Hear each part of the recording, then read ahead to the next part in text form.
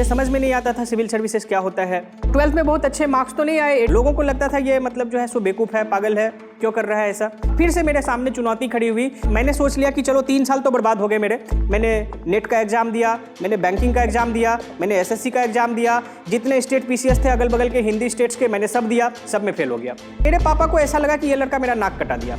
मेरे पास कोई मोटिवेशन ही नहीं था कि अब आगे क्या करूँ।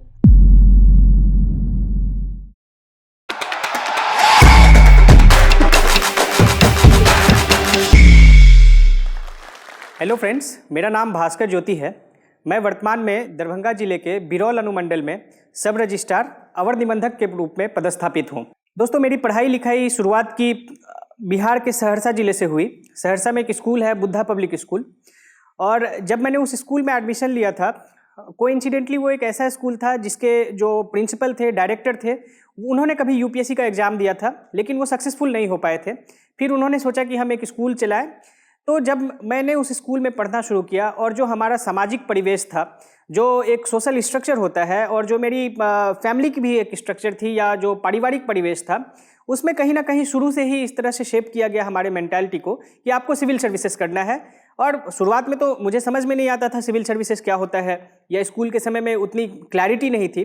लेकिन धीरे धीरे कहीं ना कहीं जब हमारे स्कूल में कोई आईएएस इनॉग्रेशन के लिए आते थे या किसी इवेंट में हम उनको देखते थे, तो कहीं ना कहीं एक फैंटेसी होती थी कि अच्छा बनना है तो आगे यही बनना है, कुछ आईएएस बनना है, आईपीएस बनना है। तो कहीं ना कहीं जो मेंटालिटी की शेपिंग शुरू हुई वो स्कूल के टाइम से ही शुरू हुई। और जैसा कि मैंने पहले बताया कि जो हमारे स्कूल के प्रिंसिपल थे, उन्होंने भी यूपीएससी दी थी, तो शुरू से उनका मोटिवेशन भी रहा कि हाँ आप आईएएस बनो, आप सिविल सर्विसेज करो। लेकिन वो बहुत ही शुरुआती क्षण थी, जिस समय आप बहुत ही बच्चे होते हैं और आपकी अपनी खुद की मानसिकता नहीं होती है, आपकी अपनी खुद की सोच समझदारी नहीं होती है। लेकिन कहीं ना कहीं एक तरह से दिमाग में वो बैठ गया कि आगे करना है तो यूपीएससी ही करना है। बीपीएससी का तो उस समय तक पता भी नहीं था। फिर धीरे धीरे मैट्रिकुलेशन मेरा हो गया। 12th के लिए मैं बोकारो गया। बोकारो में कहीं ना कहीं मेरा रुझान जो था वो ह्यूमैनिटीज सब्जेक्ट की तरफ ज़्यादा था। लेकिन फिर भी 12th तक हमारी जो पढ़ाई लिखाई हुई वो साइंस सब्जेक्ट में हुई, जिसको आप पीसीएम कहते हैं, फिजिक्स केमिस्ट्री मैथ्स। और कमोबेश रिजल्ट बहुत उम्दा तो नहीं हुआ, 80% के करीब मार्क्स आए। और बोकारो के दौरान ही चूंकि मेरी रुचि हमेशा रही थी लिखने पढ़ने में, तो जैसे अखबार में लेटर टू द एडिटोरियल लिखा जाता है वो मैं लिखता रहा, छोटे मोटे कुछ आर्टिकल्स लिखता रहा। हिंदुस्तान टाइम्स में कुछ कविताएं पब्लिश हुई, जो इस तरह के छोटे मोटे पत्रिकाएं थी, उसमें कुछ ना कुछ मैं लिखता रहता था। तो मेरा रुझान कहीं ना कहीं लिखने की दिशा में रहा। तो 12th में बहुत अच्छे मार्क्स तो नहीं आए, 80% के करीब मार्क्स आए। अब मेरे पास एक बहुत बड़ी चुनौती थी। 12th तक जाते जाते मेरे दिमाग में थोड़ी और क्लैरिटी आई कि करना मुझे सिविल सर्विसेज है। अब सच बताऊं तो मैं साइंस तो मैंने पढ़ लिया था, अच्छे रिजल्ट भी ठीक ठाक आ गए थे, लेकिन साइंस में मेरी बहुत ज़्यादा रुचि नहीं थी। तो साथ के सारे लोग जहाँ पे आईआईटी और एनआईटी की तैयारी के लिए कोटा चले गए, मैंने दिल्ली का रास्ता अपनाया। क्योंकि लोग कहते हैं कि सिविल सर्विसेज की जो तैयारी होती है वो सबसे अच्छे दिल्ली से होती है। दिल्ली गया, वहाँ पे हमारे कुछ अग्रज थे जिन्होंने मुझे फिर से मोटिवेट किया। उन्होंने कहा यदि आपको आखिरी तौर पे यदि एक सिविल सर्वेंट ही बनना है तो आप इंजीनियर बन के 4 साल वेस्ट करोगे, 1 साल और तैयारी करोगे, मतलब 5 साल। तो जो आप नाक सीधी छू सकते हो उसको नाक को ऐसे घुमा के क्यों छूना है, तो आप 3 साल में सीधा ग्रेजुएशन कर लो। तो मैंने उनकी बात को मान ली और फिर दिल्ली यूनिवर्सिटी के कॉलेज में, आत्माराम सनातन धर्म कॉलेज में, मैंने केमिस्ट्री ऑनर्स में एडमिशन ले लिया। अब ये थोड़ी से मेरे मतलब जो है सो मेरे परिवार के लोग उतने ज़्यादा खुश नहीं थे, क्योंकि जिस कॉलेज में मैंने एडमिशन लिया था वो कोई बहुत रिनॉन्ड कॉलेज नहीं था। तो लोगों की एक्सपेक्टेशन थी कि जो हमारे साथ के लोग एक तरफ आईआईटी में जा रहे हैं, एनआईटी में जा रहे हैं, वहाँ मैंने केमिस्ट्री की पढ़ाई की एक ऐसे कॉलेज से जो कि बहुत रिनॉन्ड नहीं था। तथापि ठीक है, दिल्ली यूनिवर्सिटी का एक कॉलेज था, मैंने एडमिशन लिया और अपने तरीके से मैंने वहाँ पर पढ़ाई लिखाई शुरू की। लेकिन आप समझते हैं, जब एक बिहार का लड़का पहली बार दिल्ली जाता है, दिल्ली यूनिवर्सिटी का कल्चर इतना एक तरह का मिक्स कल्चर है, एक कॉस्मोपॉलिटन कल्चर है। यदि आप बिहार के लैंग्वेज में कहें तो बहुत हाई फाई कल्चर है। और उस कल्चर में जाके एडजस्ट करना, उस कल्चर में जाके वहाँ के लोगों से, वहाँ की जो मेनली जो वहाँ की जो स्ट्रेंथ थी, जो हमारे कॉलेज की स्ट्रेंथ थी, लोकल डेल्हाइट्स बहुत ज़्यादा थे, हरियाणा के लोग बहुत ज़्यादा थे। तो उसमें एक तरह से लैंग्वेज की प्रॉब्लम हुई, लैंग्वेज बैरियर हुआ, कहीं ना कहीं कल्चरल इशूज़ भी हुए। तो जो पहला 1-2 साल बीता वो कहीं ना कहीं मेरा आइसोलेशन में चला गया। केमिस्ट्री मैंने पढ़ाई शुरू कर दी थी, लेकिन उस समय ग्रेजुएशन आते आते मैं कई सारे ऐसे लोगों से मिल चुका था जो आईएएस की तैयारी कर रहे थे या जिनका सिलेक्शन हो चुका था। अब मुझे लग रहा था ये केमिस्ट्री तो मैं पढ़ रहा हूँ, लेकिन इसका तो यूपीएससी में कोई रोल ही नहीं है। मुझे लगता था कि मैं केमिस्ट्री को ऑप्शनल के तौर पे यूपीएससी में रख नहीं पाऊंगा, और जो मैं पढ़ रहा हूँ इसका बहुत ज़्यादा कंट्रीब्यूशन नहीं है, रोल नहीं है। हमारे कॉलेज में मैं एक वाकया बताता हूँ। हमारे कॉलेज में 5 लाइब्रेरी टिकट्स मिलते थे, मतलब एक लाइब्रेरी कार्ड पे 5 आप बुक इशू करवा सकते थे, 5 टिकट्स मिलते थे। अब हमें एग्जाम भी पास करना होता था, और बुक्स के दाम जो केमिस्ट्री के एक एक किताब की जो स्टैंडर्ड किताब की दाम थी वो 1500 रुपये, 2000 रुपये, 3000 रुपये, वो आप खरीद के पढ़ नहीं सकते। लाइब्रेरी में उतनी स्टॉक होती नहीं, तो लाइब्रेरी से तो खरीदना ही था बुक, या लाइब्रेरी से तो रखना ही था बुक, लेकिन आप खरीद तो सकते नहीं। अब हमारे पास बस 5 टिकट अवेलेबल होता था कि केमिस्ट्री की भी किताब पढ़नी है, जो मुझे पढ़ने में मजा नहीं आता था। तो मैं किसी दूसरे स्टूडेंट की लाइब्रेरी टिकट्स लेके मैं पॉलिटिकल साइंस की किताब लेके पढ़ता था। चलो अपने टिकट पे तो मैंने केमिस्ट्री की बुक इशू करवा लिया, दूसरे के टिकट पे मैं पॉलिटिकल साइंस, क्योंकि मुझे इंटरेस्ट, तब तक मुझे लगने लगा कि अच्छा मेरा इंटरेस्ट एरिया जो है ये केमिस्ट्री नहीं है, ये कहीं सोशल साइंस में है। तो मैं वो किताबें पढ़ता था। लोगों को लगता था ये मतलब जो है सो बेवकूफ़ है, पागल है, क्यों कर रहा है ऐसा। उसी दौरान मैं लिखने लगा, और भी ज़्यादा लिखने लगा चीज़ें। प्रतियोगिता दर्पण एक काफ़ी फेमस पत्रिका हुआ करती थी उस समय, सर्कुलेशन भी काफ़ी अच्छा था उसका, उसमें ऐसे और डिबेट कंपटीशन होता था। मेरे कई सारे आर्टिकल्स फिर उसमें आए। फिर लोगों को लगने लगा कि अच्छा ये कुछ ठीक कर रहा है, जो कि अलग कर रहा है। अब फिर से मेरे सामने चुनौती खड़ी हुई कि क्या केमिस्ट्री के बाद मुझे एमएससी करना है। फिर मेरे साथ के लोगों ने आईआईटी का एग्जाम दिया, बहुत सारे लोगों का हो गया आईआईटी में एमएससी का, लेकिन मुझे मन ही नहीं। मतलब मैंने सोच लिया कि चलो 3 साल तो बर्बाद हो गए मेरे, अब मैं अगला 2 साल या उसके आगे का समय नहीं बर्बाद करना चाहता हूँ। अब मैंने उसी समय जेएनयू का एंट्रेंस दिया कि चलो जेएनयू सबसे अच्छा, सोशल साइंस में या ह्यूमैनिटीज़ में तो सबसे अच्छा जेएनयू ही है। मैंने जेएनयू का एंट्रेंस दिया, हुआ नहीं। तो अब मैं करूँ तो करूँ क्या, मेरा 1 साल बर्बाद होने वाला था। और ग्रेजुएशन के तुरंत बाद मेरी उम्र नहीं हुई थी कि मैं सिविल सर्विसेज के एग्जाम में बैठ सकूँ। 21 साल उम्र जो होती है वो हुआ नहीं था कि मैं उस एग्जाम में बैठ सकूँ। तो साल बर्बाद नहीं करना था, इसमें मैं क्लियर था कि साल नहीं बर्बाद करना है। अब जेएनयू में नहीं हुआ, दिल्ली से बाहर जाना नहीं था किसी यूनिवर्सिटी में, जो लोकल यूनिवर्सिटीज़ थे उसमें मेरी पढ़ने की कोई दिलचस्पी नहीं थी। तो मैंने कंसल्ट किया, कुछ सीनियर से पूछा, तो सब लोगों ने बोला इग्नू में एडमिशन ले लो। इग्नू वैसे तो सेंट्रल यूनिवर्सिटी है और काफ़ी अच्छी यूनिवर्सिटी है। तो अब मेरे साथ एक चुनौती हो गई उस समय। मैंने जब अपने पिताजी को बताया कि मैं इग्नू में पॉलिटिकल साइंस में एडमिशन लेना चाहता हूँ, तो मेरे पापा को ऐसा लगा कि ये लड़का मेरा नाक कटा दिया। मतलब जो मेरे साथ के लोग थे वो आईआईटी चले गए, एनआईटी चले गए, अच्छे अच्छे यूनिवर्सिटी चले गए। मैंने एक तो ग्रेजुएशन किया, प्लेन ग्रेजुएशन। हमारे बिहार में क्या माना जाता है, अच्छा ये इसने कुछ नहीं किया, इसने सिंपल ग्रेजुएशन किया है। मतलब वो एक तरह से यदि आप हायरार्की को देखेंगे ना पायदान में, तो वो प्लेन ग्रेजुएशन सबसे नीचे आता है हमारे सोसाइटी में आज के दिन में। तो वो तो मैंने पहले ही कर लिया था। अब मैं इग्नू में एडमिशन, जो कि एक ओपन यूनिवर्सिटी है, मेरे पिताजी को लगा इसने मेरी नाक कटा दी। आप सोच नहीं सकते हैं, उन्होंने पूरी तरीके से रेसिस्ट करने की कोशिश की कि तुम इग्नू में एडमिशन नहीं लोगे, तुम पॉलिटिकल साइंस नहीं पढ़ोगे, तुम इससे अच्छा जो है सो किसी यूनिवर्सिटी में अप्लाई करो, वहाँ पे एडमिशन लो। लेकिन मेरा तो ये था कि साल तो बर्बाद करना नहीं है। फिर मैंने पिताजी के विल के अगेंस्ट एक तरह से मैंने इग्नू में एडमिशन लिया पॉलिटिकल साइंस में। 2 साल मैंने इग्नू में पढ़ाई की, और मेरे पिताजी इस समय 2 साल तक समझिए आप मेरे से बहुत नाराज़ रहे कि उनको मतलब लगा कि ये करियर के दृष्टि से कुछ खास कर नहीं रहा है, ये ऐसे ही मतलब दिल्ली में समय पास कर रहा है। उसके बाद मैंने सेकंड ईयर में भी जेएनयू का एग्जाम दिया कि चलो भाई फर्स्ट ईयर में तो हो नहीं पाया, अब कुछ इग्नू से मैंने पढ़ लिया है तो फिर से एग्जाम देके देखते हैं, फिर नहीं हुआ। अब इस दौरान मेरा इग्नू से मास्टर्स कंप्लीट हो गया और वहाँ भी अच्छे मार्क्स आ गए, और इनफैक्ट वहाँ पे ज़्यादा अच्छे मार्क्स आए, और मुझे अब लगने लगा कि मेरे पास कुछ कंटेंट आया है कि अब मैं सिविल सर्विसेज में ज़्यादा अच्छे से परफॉर्म कर पाऊंगा। तो वो मैंने अपने कॉन्फिडेंस को गेन किया। 2 साल मैंने घर पे रह के पढ़ाई की। उसके बाद तीसरे साल फिर मेरा मास्टर्स हो गया था, तो तीसरे साल मैंने जेएनयू का फिर से एग्जाम दिया। इस बार मैंने मास्टर्स का भी दिया, आप अलग अलग एग्जाम दे सकते हैं, मास्टर्स का भी दिया और एमफिल का भी दिया। मास्टर्स में मेरा फिर से एडमिशन नहीं हुआ, मतलब मैं फिर से रिजेक्ट हो गया। लेकिन एमफिल के एंट्रेंस में मैं क्वालिफाई कर गया। बड़ी खुशी हुई कि चलो भाई ठीक है, मास्टर्स तो वैसे भी हो ही गया, चलो अब एमफिल ही कर लेते हैं। एमफिल मैंने कर लिया। उसके बाद एंट्रेंस के बाद जो है सो इंटरव्यू होता है, इंटरव्यू भी हो गया, और संयोग से मेरा नाम भी लिस्ट में आ गया। नाम तो लिस्ट में आ गया, लेकिन जब फाइनल मार्क्स पब्लिश हुए तो मैंने देखा कि मुझे इंटरव्यू में वहाँ पे बस 30 में से 3 मार्क्स मिले थे, और जो मेरे साथ के जितने सारे लोग थे उनको सबको 23, 24, 25। तो इसका कारण ये था कि जेएनयू जैसे जो संस्थान है, कहीं ना कहीं ये जायज़ भी है, मैं इसको नाजायज़ नहीं ठहराता हूँ, कि जो हमारे साथ के सारे लोग थे या तो उन्होंने जेएनयू से पढ़ाई की थी या दिल्ली यूनिवर्सिटी के बहुत टॉप कॉलेजेस से थे, उनको सबको 20+ मार्क्स थे और मुझे इंटरव्यू में 3। फिर भी मेरा सिलेक्शन इसलिए हो गया क्योंकि मैं एमफिल के एंट्रेंस में टॉपर था। मतलब मेरा सबसे ज़्यादा मार्क्स था, इस वजह से इतना कम इंटरव्यू में मार्क्स होने के बावजूद मेरा सिलेक्शन हो गया। जेएनयू में एडमिशन होने के बाद मेरी लाइफ में बहुत आमूलचूल परिवर्तन आया। मैं मुखर्जी नगर में रहता था, वहाँ लोगों के मुंह से सुनता था कि फलाने व्यक्ति का सिलेक्शन हो गया, उनका रैंक 10 है, फलाने व्यक्ति का सिलेक्शन हो गया, इनका फलाना रैंक है, लेकिन कभी उनसे मिलता ही नहीं था। मतलब मेरी स्थिति ऐसी थी कि मैं देखना चाहता था कि अच्छा कोई आईएएस बन गया तो वो दिखता कैसा होगा, क्या सामान्य लोग के जैसा दिखता है, उसमें कुछ विशिष्ट है, कुछ सिंह तो नहीं है, मतलब लेकिन मुझे कोई दिखता नहीं था, बस सुनता था कि हाँ फलाने व्यक्ति का सिलेक्शन हो गया। अब मोटिवेशन आता नहीं था।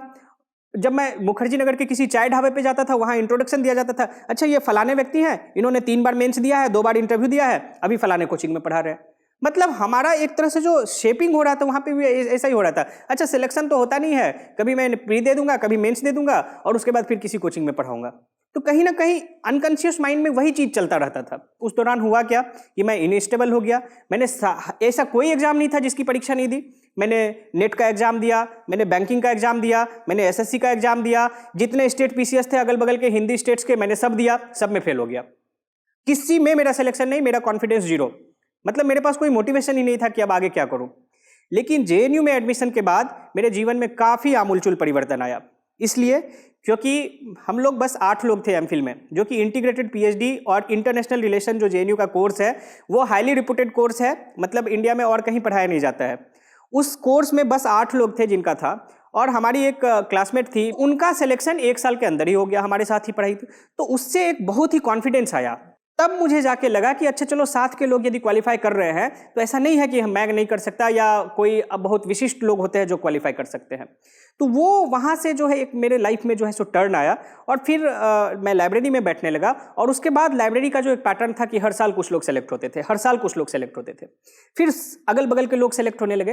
तो इससे एक माहौल, जो अभी तक मैंने बताया था कि मुखर्जी नगर में बस मैं उन लोगों को देखता था, सुनता था, देखता नहीं था कि उनका सिलेक्शन हो गया, वो भी फलाने रैंक पे है, कभी मिलना नहीं हुआ। अब जेएनयू में वो साक्षात लोग हमारे अगल बगल बैठने लगे कि अच्छा इनका सिलेक्शन हो गया, फलाने जगह ट्रेनिंग ले रहे हैं। और तो ऐसे मतलब क्या होता है कि दिमाग में एक सहजता आई कि चलो मैं भी कर सकता हूं। और उसके बाद पहली बार जब मैंने दिया प्रीलिम्स फेल, सेकेंड बार दिया प्रीलिम्स यूपीएससी का फेल, तब तक स्टेट पीसीएस दिमाग में नहीं आता था। तीसरी बार मैंने प्रीलिम्स दिया, मेरा प्रीलिम्स हो गया, और वो मेरा एक तरह से पहली बार जो था फुल हार्टेड एफर्ट था, जिसमें मैंने मतलब बहुत अच्छे तरीके से मुझे लगा था चलो सिलेबस सब कवर हो गया है। प्रीलिम्स दे दिया, और प्रीलिम्स देने के बाद मुझे पता चल गया था कि इसमें सिलेक्शन हो जाएगा, मतलब प्रीलिम्स में सिलेक्शन हो जाएगा। तो शुरुआत में मैंने पढ़ाई शुरू की, लेकिन पता नहीं, मतलब कुछ कहते हैं ना कि आपके हाथ में सब कुछ, डेस्टिनी आपके हाथ में नहीं होती है, कुछ चीज़ें ऐसी होती हैं जो आप नहीं चाहते हैं।